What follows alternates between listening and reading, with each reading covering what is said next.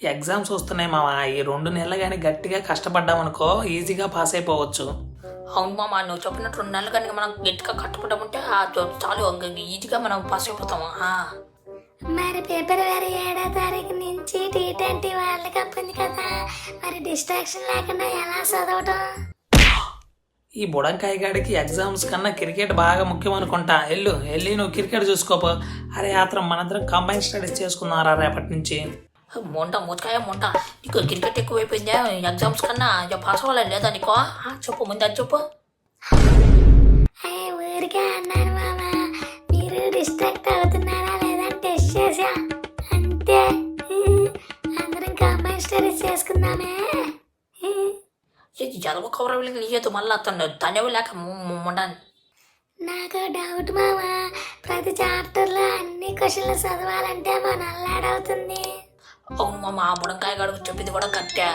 మనకేమో అంత సిలబస్ చదివి గుర్తుపెట్టుకునే అంత మెమరీ ఆడుంది. అది అన్నుంటే ఈ కష్టాలన్నీ ఎందుకు మనకే? దానికి నా దగ్గర ఒక ప్లాన్ ఉందిగా. తలా ఒక చాప్టర్ తీసుకుందాం. లాస్ట్ 5 yearsలో ఏ అయితే ఎగ్జామ్స్లో క్వశ్చన్స్ వచ్చాయో అవి మార్క్ చేసుకుని అవి చదువుకుందాం. చాలు, ఈజీగా పాస్ అయిపోవచ్చు. సూపర్ ఐడియా రా మహేష్. ఇలా అయితే ఈజీగా పాస్ అయిపోవచ్చు నువ్వు చెప్పినట్టే. ఏం లేదురా, అన్ని సబ్జెక్టులు అంటే ఇంపార్టెంట్ క్వశ్చన్స్ మార్క్ చేసుకుంటాం. మరి ఇంగ్లీష్ అంటే ఎలా? అది ఓన్లీ గ్రామర్ క్వశ్చన్లు ఇస్తారు కదా.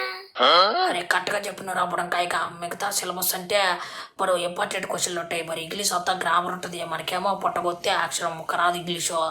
ఏం చేయాలి మరి దానికే? మీరేం భయపడద్దు మావా, దానికి నా దగ్గర ఒక ప్లాన్ ఉంది.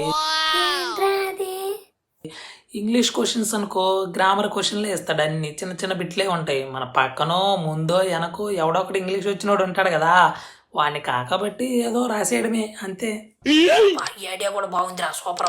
సూపర్. నాకు ఇప్పుడే పాస్ అయిపోయిన ఫీలింగ్ వచ్చేస్తుందిరా. అబ్బా, మరి మన పక్కడు అడిగినా చెప్పకపోతే అప్పుడేం చేయాలి? వెళ్ళి ఇన్విజిలేటర్ కంప్లైంట్, సార్ నా పక్కోడు చెప్పట్లేదు సార్ అడిగినా అని.